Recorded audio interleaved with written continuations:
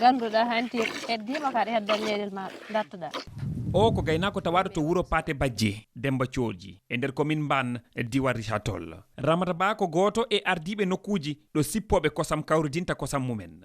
Batte kosam ɗa hade usine o arɗo e to min ɓiran mbeɗa min sippoye Richard Toll isi guila usine o ari min jeeyat ɗumen kosam min ɓirat mbeɗa min jeeya. Joni collectage ɗi ɗi garata ha nder worhe idan meewa yatnoɗa ko usine mais joni kam collectage ɗi ɗi garata ha nder worhe sa yalti ɗo tan wona hay 1,50 m collecte arata daro nawa ɓira kosam ma nawa siwo ma ɓeta jeeya ɗum. So tawi ɗum wawi wonde ko société ji tawaɗi e nder ngal diwal walla taɓe e ngal keɓal. Min mbeɗa jogui ɗo ete nayyi amen fulfuli mbeɗa jogui ɗo nayyi chaperouge e métissage ɗin ɗon qualité tati fof ene ɗo ene waɗi hen ɗi gandanɗa hoorema kadi komi bénéficiaire mini-ferme woni mbeɗa jokkodiri cadre kosam S2 ko heeɓi jokkodirmi ene waɗi hen métissage ɗiɗo jeetangue naggue waɗe wanggue kiica ko mini-ferme he keɓmi. ɗum haɗani caɗele teskede ha joni e gaynaka e keɓal kosam e nder ngal diwal. Amadou Ba ko goto e ardiɓe gaynaka e nder ngal diwal Richard Toll. ɓuuri ko hen heew doole hen e gat heddi ko noon wana mewoɓe kosam ɗo ɓen curat kolci mumen ɓesɗe heɓe meew heɓe hen gurnir ɓisguji mumen.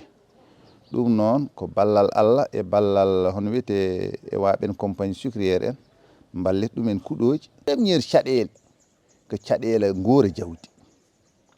Deuxième caɗele o non ko caɗele ndiyam.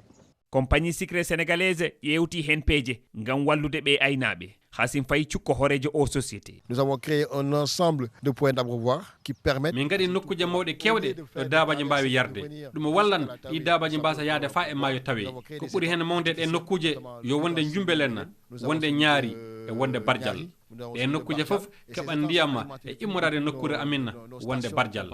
Ko wona ɗum kasen somin ketti gese ɗe gawƴe sukkoro ɗe naɓete e usine o ɗum ɓille watte sukkoro ko heddi ko waɗe mélas e alcool ngufi gawƴe ɗe e ko heddi ko duroɓe ɓe ɓama ɗum gaɗa ɗum guure dabaji mum en ñanden fof duroɓe ɓe natan e gese ɗe ɓamde ngufiki e saaha ceeɗu duroɓe kewno yaade e ley diwal Saloum ƴeewoyde ko dabaji mum ene nguuri naaduɓe dooma fa kettal maaro e tewtude heɓude ko ɓe dokki dabaji maɓɓe hokkude ɓe ngufi gawƴe sukkarɗe ɗum saabiki duroɓe ɓe e jooɗade e nder nokkure ɗum ɓeydi keɓal maɓɓe kosam e tew ɗum saabi ni usine dollima o woni e ngal diwal ɓeydude wallude maroɓe ɓe no ɓamtori e ley ngal diwal pour aussi moderniser l'élevage dans la zone. ɗe peeje hay so ɗe jonani ɗe ɓeydi ɓamtare e fannu gaynaka e nder ngal diwal.